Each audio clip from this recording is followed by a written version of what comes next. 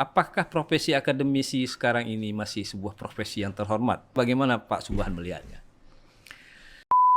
Bagaimana dengan Scopus? Ini Scopus kalau nanti kita bandingkan dengan negara lain. Kalau di Arab Saudi, Scopus ini.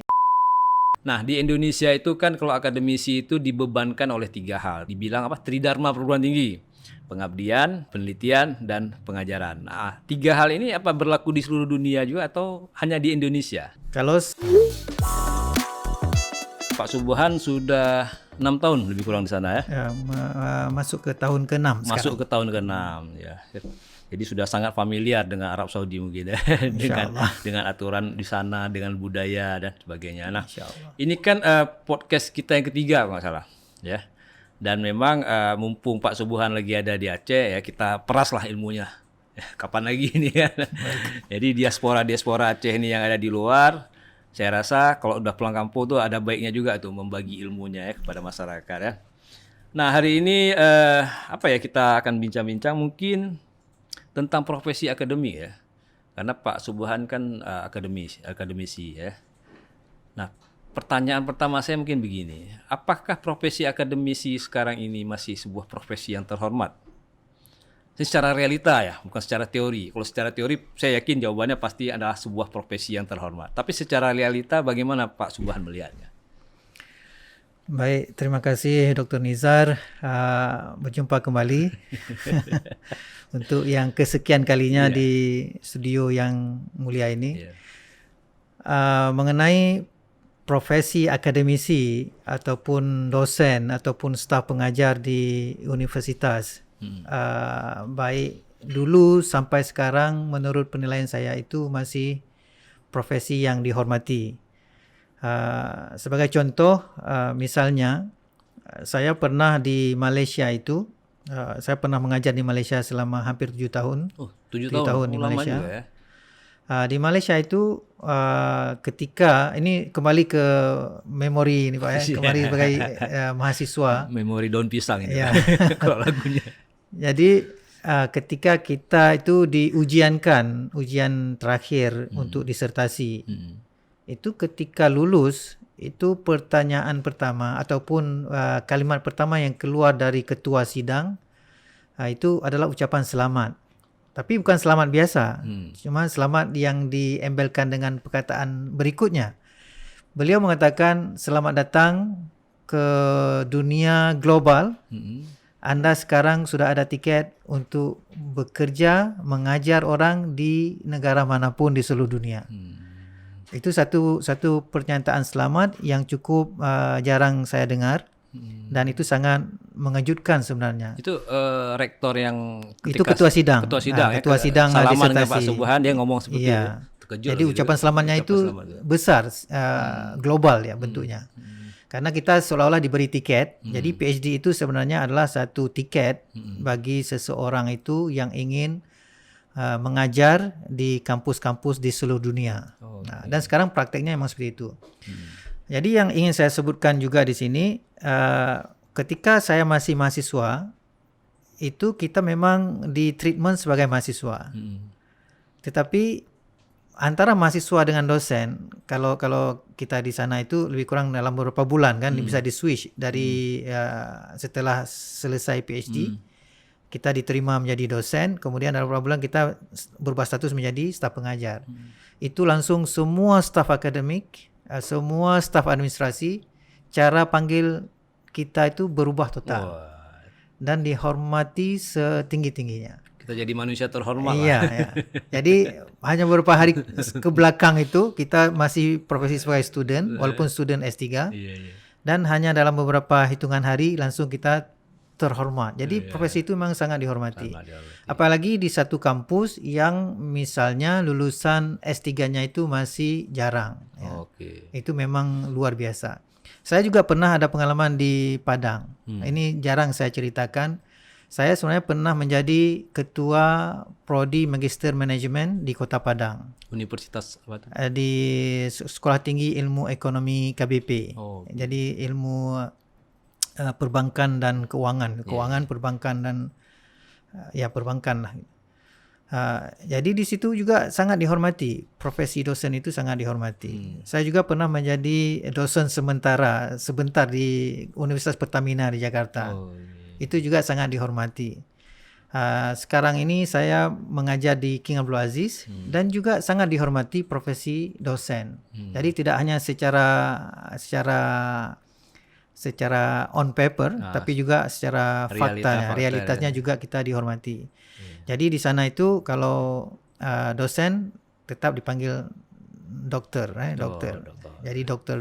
Sama seperti di Malaysia. Di Malaysia juga dosen itu dipanggil dokter. Masyarakat memanggilnya seperti itu? Ya, masyarakat, kemudian akademisi semua, dunia kampus, masyarakat, dokter memanggil kita. Di Arab juga gitu, dokter. Tetapi yang saya tahu, saya belum pernah mengajar di Amerika. Kalau di Amerika itu, profesi pengajar itu dipanggil profesor. Ya, walaupun dia belum profesor, tapi tetap profesor. Walaupun dia misalnya baru jadi hari pertama dia jadi dosen muda, itu tetap panggilannya profesor. Ya. Kalau di sini kita di sini dibercandain kita udah dipanggil profesor. Ya, kalau di Indonesia hari pertama sampai kita hari pensiun tetap dipanggil Pak dosen, Bapak Pak dosen ya. Oke, berarti profesi dosen secara global merupakan sebuah profesi terhormat lah ya. Iya.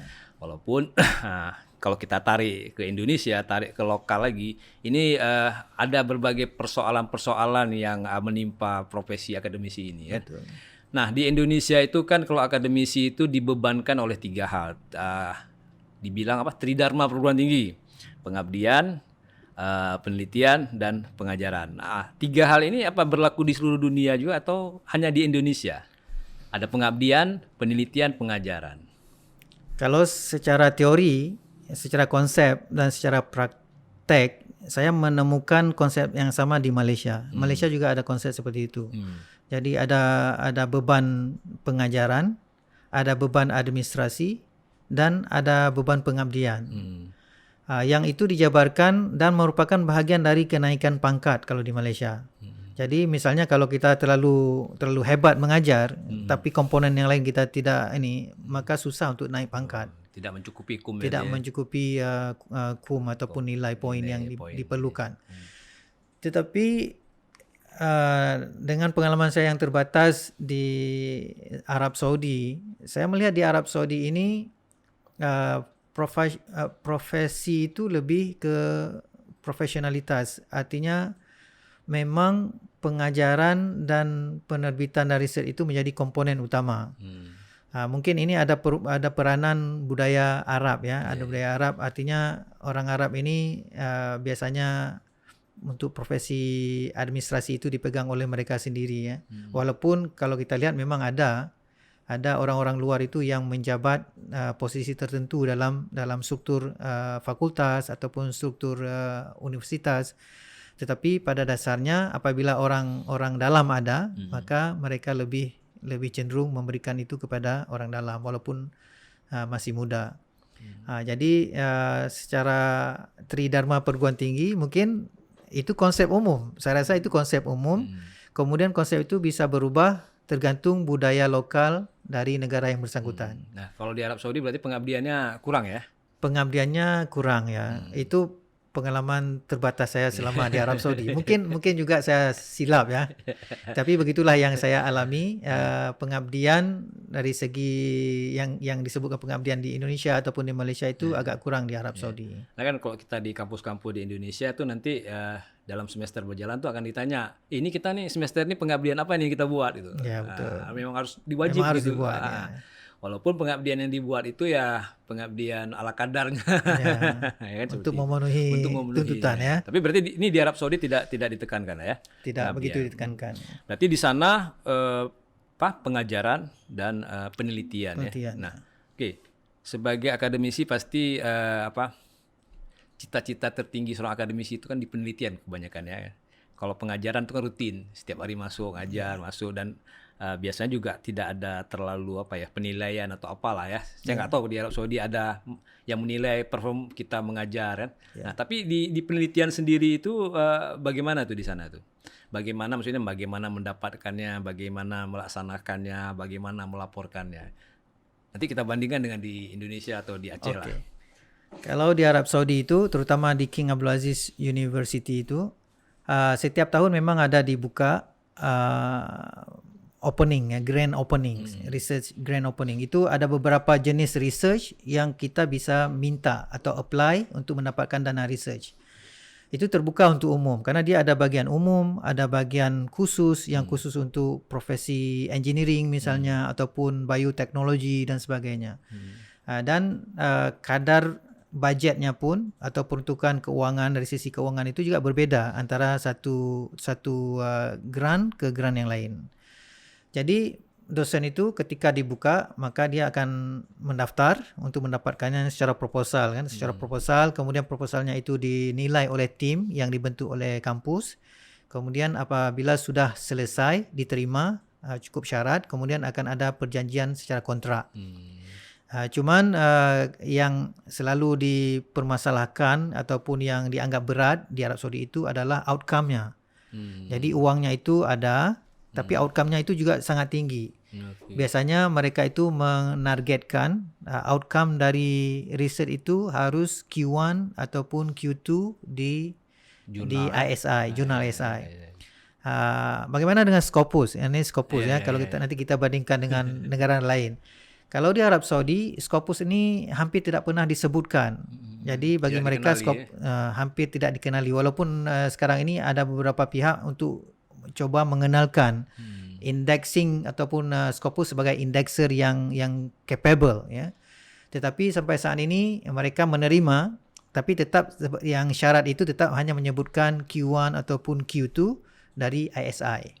Okey, sebagaimana kita ketahui bahwa ISI ini memang mendominasi ya secara global untuk ranking dari jurnal-jurnal yang diterbitkan. Kemudian kalau di Asia Tenggara ini Scopus lebih mendominasi dibanding ISI. Tapi pengalaman saya di Malaysia juga, walaupun Scopus ini mendominasi, tetapi ISI lebih dihormati, lebih direspek sebagai higher quality dalam penerbitan. Ya. Itu outcome-nya ya. Outcome dari research. Urusan-urusan administrasinya gimana? Kalau di Indonesia ini kan nanti banyak dibebani dengan administrasi, misalnya kwitansi, laporan perjalanan. Malah di Indonesia ini yang uniknya, dana belum turun, kita disuruh penelitian dan disuruh buat laporan. Itu yang kadang-kadang lucu bagi saya. Apa hal-hal yang mirip gitu ada terjadi di sana? Kalau di Arab Saudi sendiri, saya sebenarnya tidak banyak riset di Arab Saudi. Hanya 2 grant yang diluluskan. Mungkin pernah dengar dari cerita-cerita kawan-kawan yang lain di sana. Okey, untuk Arab Saudi ini saya percaya berdasarkan pengalaman-pengalaman saya sendiri dan kawan-kawan, untuk perbelanjaan dana riset ini, itu mereka tidak begitu strict. Jadi misalnya perbelanjaan itu bisa dilakukan apapun, tapi yang penting outcome itu tercapai.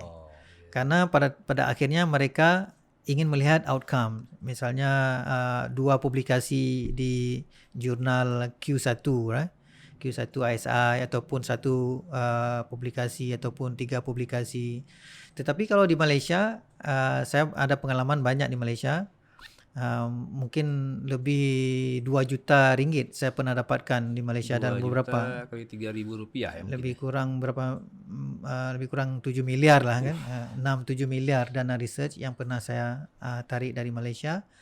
Kalau Malaysia itu dia ada dalam sistem code ya, ada kode-kode, kode-kode. Misalnya kode untuk quotation quotation ya. Dia dikasih kode, misalnya kode ini untuk data collection berapa ribu ringgit misalnya.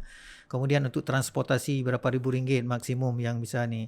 Kemudian untuk publikasi berapa ribu ringgit, untuk macam-macam lah, untuk tenaga ahli dan sebagainya, untuk research assistant berapa.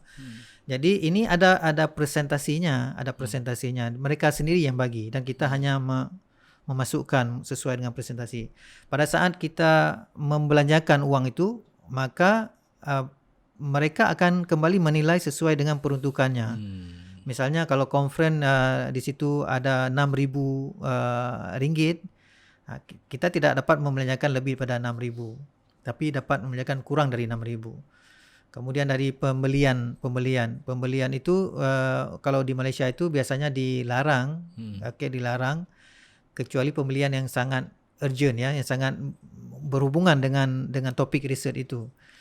Pembelian juga kalau pembelian misalnya diminta receipt ataupun gitu ya. tanda bukti ya, tanda bukti. bukti pembelian. Kalau yang lain-lain cukup dituliskan aja ya. Ya, dituliskan aja. Karena itu sudah lumrah, mereka pun sudah tahu kan. Jadi kalau di Arab Saudi mereka menguncinya dengan outcome ya. Ya, outcome. Kalau di Malaysia agak-agak mirip dengan kita ya. Ya. Sementara di Indonesia semuanya harus ada kwitansi. Bahkan beli minyak 1 liter di pinggir jalan juga harus ada kwitansi. Nah, ini kan repot ya. Nah, dari kalau yang Pak Subhan amati ini akademisi di Indonesia ini, kita Aceh lah kita ngomong ya, karena kita di Aceh. Kira-kira mampu nggak akademisi di Aceh ini berkiprah di global tanpa harus pergi ke luar negeri? Ini kita anggap seperti dulu lah. Misalnya akademisi di USK, dia berkiprah di USK, tapi dia di-recognize secara global. Kira-kira ada nggak peluang seperti itu? Atau nggak bisa nih, harus keluar nih kalau mau di-recognize secara global? Saya pikir di zaman yang sekarang ini, zaman yang begitu serba terkoneksi, sangat mungkin seorang profesi tenaga pendidik ataupun peneliti dari Unsia ataupun dari UIN itu menjadi peneliti ataupun staf pengajar tingkat global. Kenapa? Karena sekarang ini orang melihat dari segi impact kerja kita di satu tempat. Dan impact ini yang sangat mendasar pengukurannya adalah dari segi publikasi. Jadi publikasilah sekarang ini yang menjadi dasar rujukan bagi seluruh akademisi di dunia ini untuk melihat seberapa jauh kerja kita di riset itu memberi impact ke dunia yang lain. Itu berdasarkan citation, rujukan ya, berapa banyak rujukan. Kemudian H-index, ada pengukuran-pengukuran seperti H-index. Dan sebagainya ya. Ada banyak indexer ataupun ada banyak pengukuran yang memberi indikator seberapa jauh seseorang itu memberi impact ke dunia luar ataupun ke dunia akademisi dan ke dunia apapun ya. Jadi sekarang ini malah ada satu organisasi yang memberi penilaian ataupun mengelompokkan itu dunia akademisi kepada top 10 ya, top 10 ataupun top 2% atau top 10%. Jadi setiap tahun itu dirilis berdasarkan profesi ataupun bidang kita, siapa yang paling banyak di quote publikasinya. Dan siapa yang paling banyak quote itu otomatis dia akan menjadi misalnya ya top 5% dalam dunia teknik mesin misalnya. Maka dia secara otomatis dia akan menjadi tokoh di dunia teknik mesin pada tahun itu. Karena dia dirujuk oleh orang yang banyak. Ya. Bisa jadi nanti misalnya kita bayangkan akademisi di Aceh diundang di kampus-kampus global gitu ya. Ya, itu impact-nya ya. Jadi pembicara, jadi visiting professor dan ataupun menjadi instruktur untuk workshop dan sebagainya. Sejauh ini sudah ada kira-kira akademisi dari Aceh yang mendapat impact seperti itu. Banyak. Ada yang malah yang tinggal di Arab juga ada. Kemudian yang di Australia juga ada. Kemudian yang di Eropah juga ada orang Aceh. Yang dia dipanggil ke mana-mana, ke Australia, ke China. Itu karena memang impact-nya itu tinggi. Ada juga malah kalau misalnya seorang profesi dosen itu mau berpindah kewarganegaraan, mudah dari sisi impact itu. Jadi sekarang dunia kampus ini dia melirik orang-orang yang highly impact, highly cited. Highly cited ini bermakna dia memberi pengaruh ke dunia lain kan. Jadi orang seperti ini ada kemudahan karena dilirik oleh banyak kampus untuk dipanggil, malah mereka memberi hak untuk merubah kewarganegaraan menjadi misalnya warga Kanada ataupun warga Amerika, warga negara Eropah misalnya Australia, New Zealand ataupun kalau negara-negara Arab agak susah ya. Tapi negara-negara barat ini dia selalu welcome orang-orang yang impaknya tinggi. Nah, cuma memang kalau saya pengamatan saya, kita kan di Indonesia atau di Aceh ini kan sering buat conference internasional, apalah topiknya kan. Tapi yang sering diundang itu kalau saya lihat masih orang-orang luar negeri lah, orang-orang bule lah kita bilang kan. Nah, kadang saya bertanya, ini kemana nih orang-orang Indonesia, diaspora, kan kayak tadi Pak Subhan katakan kalau mereka memang berimpact tinggi kan layak lah untuk diundang di konferensi ya. Cuma yang saya amati sekarang hal itu belum terjadi di Aceh gitu. Mungkin masalah marketing ya. Karena konferensi ini kan atau gengsi. Karena kan orang kita kan bisa jadi karena tahapnya belum nih. Bergengsi gitu. Ya, karena tahapnya itu kan belum sampai ke tingkat yang dia itu memang rare, jarang ya. Misalnya katakanlah ada orang Aceh ataupun orang Indonesia, dosen yang dia peraih Nobel ya, hadiah Nobel. Itu kemana-mana pun walaupun di lokal dia pasti dihormati karena tingkatnya itu sudah ke peraih hadiah Nobel. Tapi kalau peringkatnya itu masih antara tengah-tengah itu, artinya kalau mereka dipanggil ke konferensi lokal dianggap sebagai pembicara internasional, maka dari segi marketing mungkin tidak begitu menarik bagi orang lokal pesertanya itu kan. Bukan bule. Ya bukan bule. Tapi kalau bule misalnya walaupun bule biasa-biasa aja, tapi dia dari Kanada ataupun dari Australia dipanggil ke konferensi di Indonesia, maka dianggap sebagai sesuatu yang level internasional. Itu lebih ke marketing saya rasa. Dan mungkin perasaan inferior itu masih ada di bangsa kita ya. Bisa jadi. Oke, Pak Subhan, ini mungkin sedikit lagi ya. Belakangan di Indonesia itu kan ada kayak isu-isu profesor bodong lah, profesor bahkan mantan ketua program pasca sarjana USK pernah menulis artikel di Kompas yang membahas tentang ya semacam profesor jadi-jadian lah, dan dia mengetahui hal itu karena dia melihat ada yang profesor tapi artikelnya dipesan gitu-gitu. Nah, Pak Subhan melihatnya ini fenomena ini kenapa bisa terjadi? Padahal kan akademisi seperti kita bilang di awal adalah profesi yang mulia, tapi kenapa mereka bersedia mencemari profesinya sendiri dengan hal itu? Saya baru kemarin membaca satu message di grup I4. I4 ini adalah satu grup akademisi orang-orang Indonesia di luar negeri. Saya pernah dengar. I4.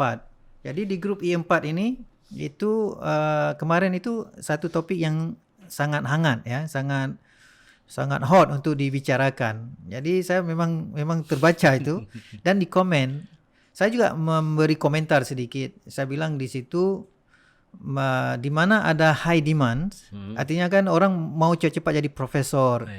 Jadi terlalu banyak orang yang mau publikasi tapi tidak mungkin dalam tanda kutip tidak mampu ataupun tidak sanggup ataupun masih sibuk dengan kerja-kerja yang lain, maka mereka subcontract outsource. Kalau dalam terlalu bisnis, halus istilah terlalu halus subcontract. Dalam dunia bisnis kan seperti itu. Di mana ada high demand, di situ selalu muncul supply. Ada orang walaupun dari segi hukum ekonomi supply and demand. Ya, demand ada supply, ya kan? Kalau ada demand pasti supply datang. Kalau ada supply belum tentu demand datang. Ini kan kalau dunia profesi akademisi ini yang ingin mempromosikan diri ataupun kenaikan pangkat ke jenjang profesor, mereka memerlukan banyak publikasi. Dan ini bukan satu dua orang. Satu orang itu mungkin memerlukan 10 publikasi. Dan ada ratus mungkin ribuan dosen di Indonesia yang memerlukan publikasi. Mungkin ada puluhan ribu atau ratusan ribu artikel diperlukan setiap bulannya ataupun setiap tahunnya untuk kenaikan pangkat ke jenjang profesor. Jadi demandnya cukup tinggi. Pasar yang besar. Ya. Di dunia kampus pun kalau kita lihat, ini kembali ke pengalaman saya di Malaysia itu. Di Malaysia itu ini kita buka. Yang penting jangan sebutkan nama. Ya, jangan sebutkan nama. Di Malaysia itu kalau kita lihat kampus-kampus di Malaysia itu membuka jalur rekrutmen student itu dari semua negara. Jadi datanglah orang-orang misalnya dari negara-negara kaya, negara teluk, negara Arab misalnya, yang mereka itu banyak uang, tetapi mereka mau santai. Maka kalau kondisi ini, artinya kan tugas kuliah ataupun tugas rumah ataupun tugas-tugas mahasiswa ini terlalu banyak. Maka di situ ada demand yang tinggi. Satu sisi mahasiswa-mahasiswa dari negara-negara yang banyak uang ini mereka ingin santai kuliah tapi ingin santai, tetapi kerja sebagai student cukup banyak. Maka datang orang-orang dari Bangladesh, India yang mereka itu bahasa Inggrisnya lumayan bagus. Mereka itu membuka diri menjadi konsultan untuk menyelesaikan tugas-tugas mahasiswa. Saya kira ini cukup sama ya, cukup sama ilustrasinya dengan dunia dosen mungkin ya. Di mana ketika para dosen ini dituntut untuk mempublikasi sebagai syarat untuk kenaikan pangkat ke jenjang profesor, maka di situ ada demand yang tinggi. Semua ingin ada publikasi, walaupun publikasi itu disubkontrakkan ke orang lain atau dalam istilah bisnis di-outsourcekan kepada orang lain. Terlalu halus istilahnya. Ya kan? Jadi muncullah supply ini, orang yang menerima demand ini, tantangan ini. Mereka menawarkan diri. Kami ada tenaga ahli ini dijamin masuk Scopus dan sebagainya dalam 3 bulan dengan bayaran sekian. Itu menjadi berkembang secara alamiah ya. Secara alamiah. Tinggal sekarang ini pihak yang terkait itu mengontrolnya. Kemudian kalau tidak dikontrol ini akan lahirlah yang seperti Dr. Nizar bilang tadi, ada profesor tapi dia sebenarnya bukan dari hasil kerjanya. Profesor bodong. Profesor bodong atau istilah apapun kan. Jadi profesor ini dapat pangkat profesor tetapi bukan dari hasil kerja yang dia buat sendiri. Jadi dia numpang ataupun dia bayar ataupun bagaimana, ini kan terlalu banyak kan, terlalu banyak kasus-kasus. Baiklah Pak Dr. Subhan, saya rasa untuk perbincangan kita mengenai akademisi sudah cukup banyak ya, walaupun problemnya lebih banyak lagi. Nanti kalau kita bicarakan semua nggak habis-habis ya. Terima kasih sudah mau sharing bersama rekan Sago TV. Kita ketemu lagi di lain kesempatan. Assalamualaikum warahmatullahi wabarakatuh. Waalaikumsalam warahmatullahi wabarakatuh. Jika video ini bermanfaat untuk Anda, silakan subscribe, like, dan nyalakan loncengnya.